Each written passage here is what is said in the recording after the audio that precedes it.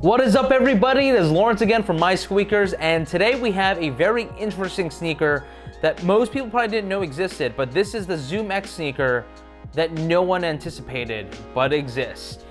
And that is the Nike SuperRep Zoomx Surge. So what the SuperRep line is Nike's attempt to make sneakers for indoor workouts. So think everything from HIIT, which is high intensity interval training, to rowing, to running on a treadmill, to strength training. And the idea behind it is the need for those types of activities require a different type of shoe, which I think is relatively true. I've used running sneakers a lot in those types of exercises, and while they do function well, I would say that a lot of times it's missing some of those lateral movements that you might want to keep your foot in place. Finally, Nike is commoditizing ZoomX a little bit more. This is a $150 sneaker, which for ZoomX is not that expensive.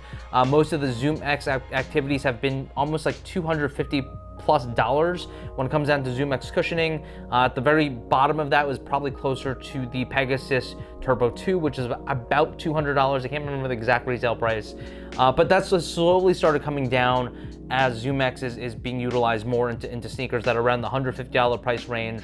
And the most recent one of those is the Tempo Next Percent. But let's start with the upper like we always do. So the SuperRep Surge, or ZoomX Surge, is made out of this mesh material. What is really, really interesting about the mesh is that it has kind of this almost like cake, you know, when you do piping on a cake and it has like, you know, the little bit of chocolate. It kind of looks like that at the very front and all throughout the sneaker. And the reason for that, I believe, is to add durability, because these types of sneakers are very different because you're constantly high wearing when you're either doing a plank and moving your feet or things like that. You know, it's not like a running sneaker where as you move forward, the chances of that upper touching and scraping against other things is pretty darn low unless you're running through bushes. So the mesh here is definitely breathable, and it has this really, really nice kind of texture to it, which I think is going to hold up much better than a mesh alone if it was just out on the outside. Then you have this very large white swoosh, which is cut off on the bottom, on the lateral side, and then on the medial side, much with a lot of other Nike shoes, you have a much smaller one. What is one of the most eye-catching things about the SuperRep and kind of the SuperRep line in general is it is designed to help contain your foot for lateral movement, which for running purposes is not necessary. So a lot of running shoes are not designed for lateral movement. So we're gonna see some design cues on here that will really help with that. The first is this arc over here. This arc is a piece of rubber. So this crimson arc is a piece of rubber. And you also have this higher arc over here that is from the midsole. And the point of that is hopefully as you're moving side to side, it's going to contain your foot a little bit better. What is of note on the back is on the midsole, you actually have this kind of plasticky type of material. So it feels like TPU because it is a little bit soft. That TPU is actually for you to latch on for rowing, which I thought was interesting. To me, it just kind of looks cool, but for anyone that rows, I'm pretty sure that's going to help out pretty significantly in how that shoe is going to function. Finally, finishing off the top, you have a rope style lacing system. What is interesting is you do have reinforcements done in this kind of shiny-ish overlay, and I'm not exactly sure what that material is, but I'm pretty sure it's hopefully not rip the mesh. And I would say that it looks kind of cool just to have that little bit of shiny pop. But let's get into the real reason you guys are watching this review. That is that midsole. So where is the ZoomX and how much of it is a huge question that I had. So as I'm analyzing the sneaker, this gray area that is done in this dark gray, you can actually barely see it because it kind of like blends into the upper pretty well. On the lateral and medial side, you can actually see the visible ZoomX over here, and there is a ZoomX logo on the medial side. I believe that is where the ZoomX is. What's interesting about the ZoomX here is that it actually is patterned. So it's got a little like ridgy pattern to it. And so that ridge pattern actually makes it a little less wrinkly, which I think is interesting because one of the biggest issues with ZoomX is as soon as you get it, it looks like crap, like right out of the box. It's just wrinkly everywhere. It's like a 90-year-old man that has just gone through too much in life. So if you look at this arc over here where there's a lighter gray, it is a squishy foam, so I believe it's Cushlon. I feel like whenever Nike does not tell you that it's React and or ZoomX, it's going to be Cushlon, and it feels like a cage around that ZoomX. And so I think that's relatively interesting because it does mute the ZoomX pretty significantly. And then finally flipping to the bottom of the sneaker, you finally see your last hit of the ZoomX. So there is a big cutout in the middle of the heel over here, and that is the ZoomX, and you can see that it looks exactly the same as the other type of ZoomX that is available on the other parts of the midsole. And so I assume that you do have a full-length piece of ZoomX.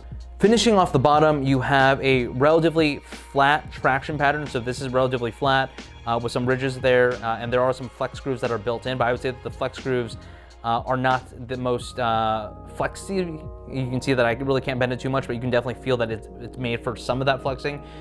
These parts that are in black are much more rubbery, and those are less likely to bend, and the reason for that is for traction. So what are my thoughts on this sneaker? I think they're actually really great.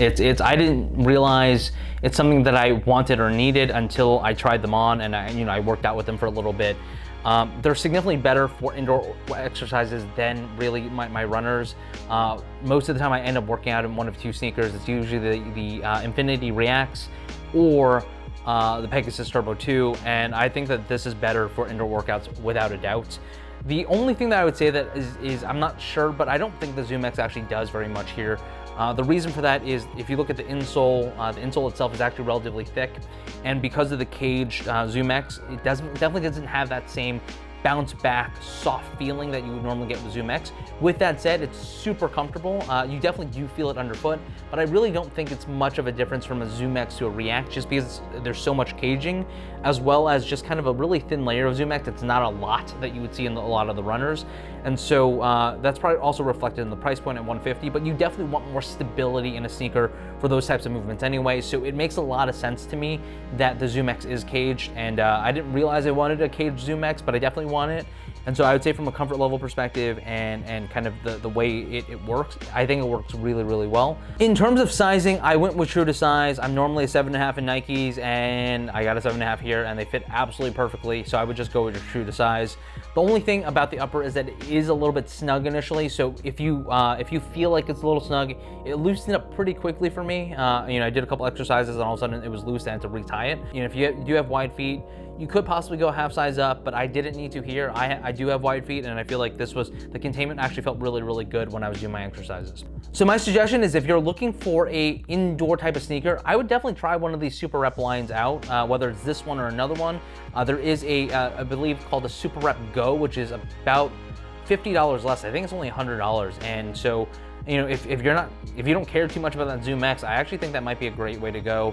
Let me know if you guys want me to order a pair and do a review on those as well, because this is a new line of sneakers that I've never even really tried before. And that's it, guys. If you have any more questions, leave that in the comments below. If you like this video, definitely give me a thumbs up for the algorithms. And if you like me, squeak all over that subscribe button really, really, really hard. I don't know if you can squeak hard, but until next time, this is the SuperRep Zoomx Surge. Peace.